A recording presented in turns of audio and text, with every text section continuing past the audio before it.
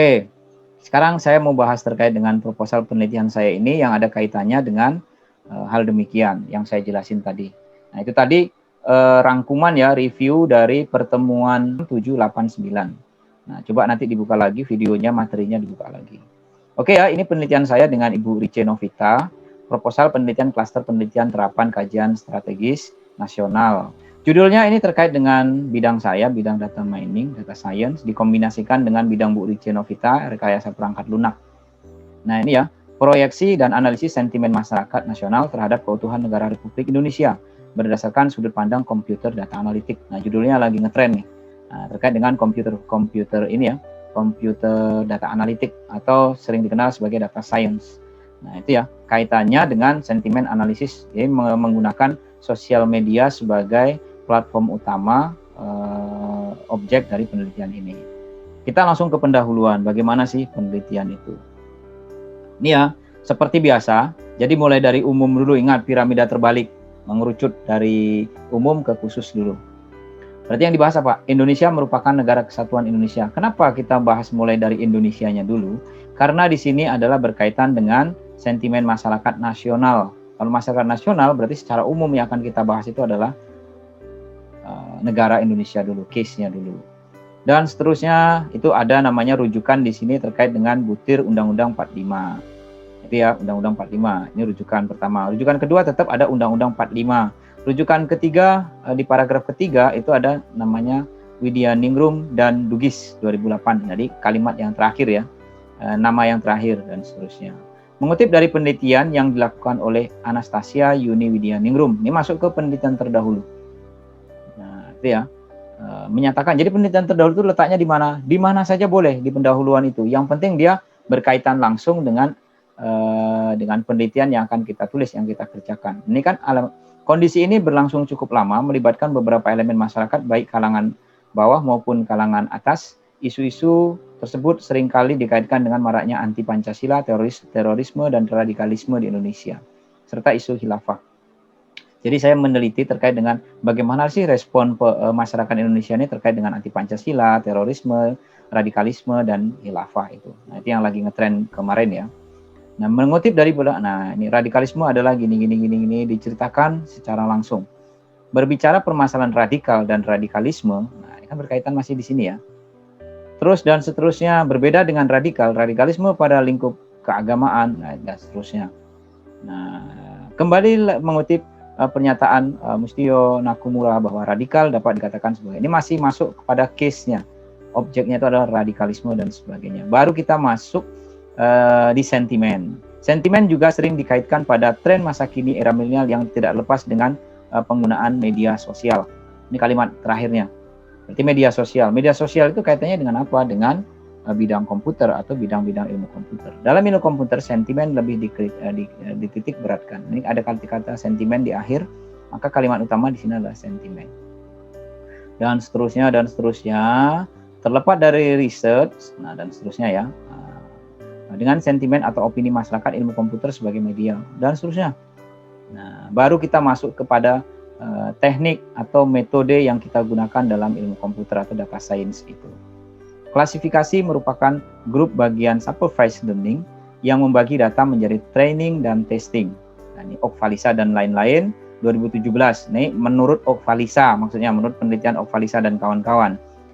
Ternyata pernyataan ini juga pernah dikerjakan atau dikemukakan oleh Lutfi dan kawan-kawan. Nah, makanya 2 di sini citasinya.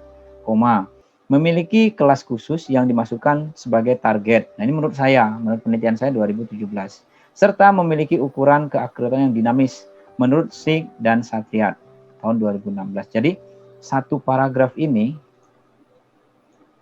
nah satu paragraf mulai dari ini, klasifikasi pengertian klasifikasi ini saja, ini memuat 1, 2, 3, 4, 5 penelitian.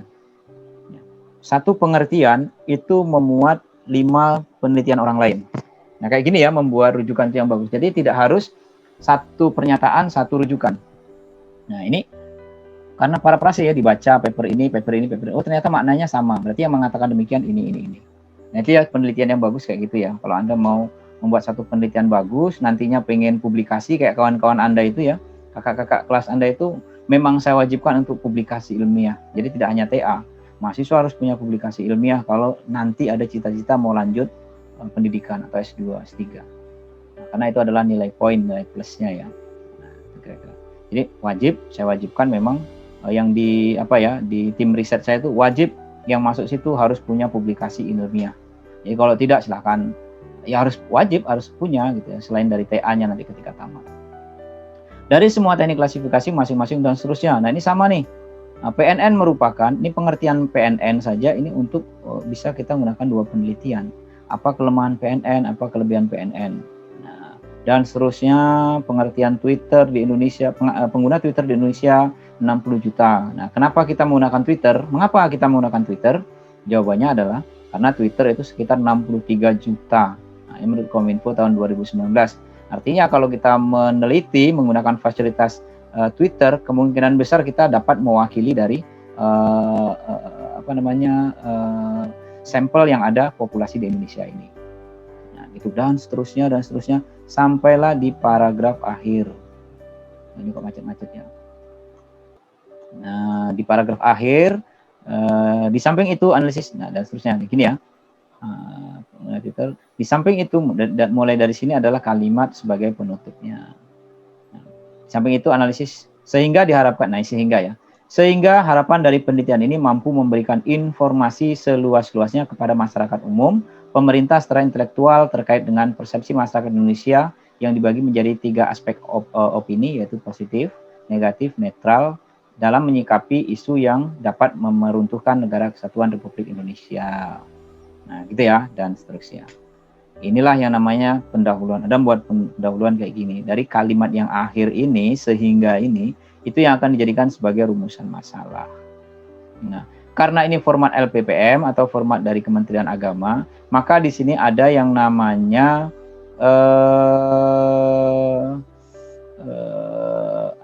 identifikasi permasalahan terlebih dahulu. Nah, kalau mahasiswa nggak ada ya, kalau di SI nggak ada. Ini karena ada identifikasi masalah itu kita memaparkan dari yang semua tadi, kita kompres, kita simpulkan di sini, lalu dari 3 ini kita buat yang namanya rumusan. Nah, rumusnya tetap bagaimana menerapkan teknologi text mining dan data analitik untuk menganalisis opini masyarakat nasional, serta menjadi proyeksi ke depan dalam mencegah isu-isu permasalahan bangsa yang sering muncul pada beranda sosial media yang berindikasi meruntuhkan NKRI dan seterusnya. Nah, itu ya.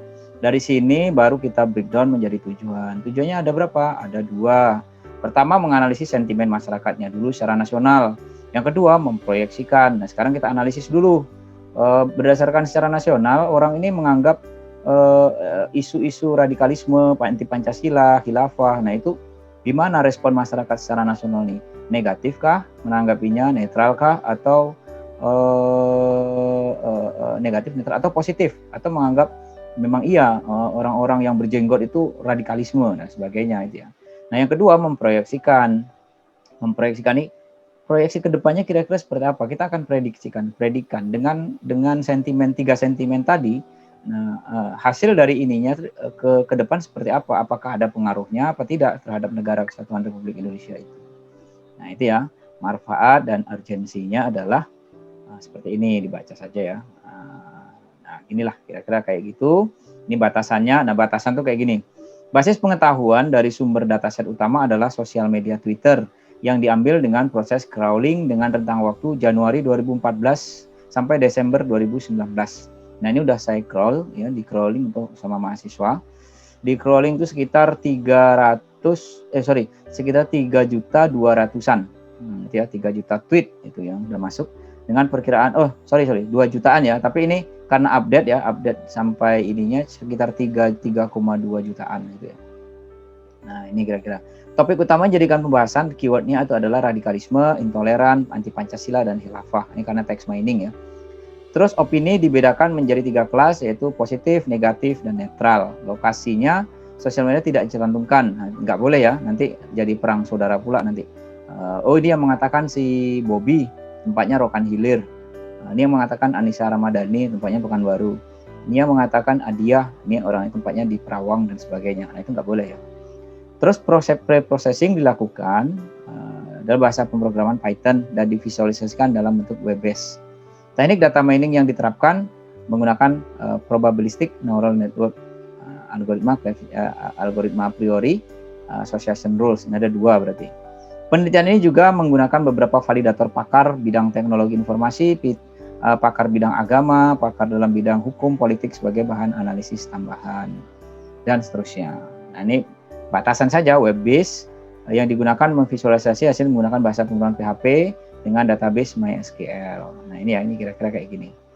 Oke, sekarang masuk tinjauan pustaka. Nah, sebenarnya landasan teori ya, karena di format LPPM dan Kemenang itu tinjauan pustaka langsung.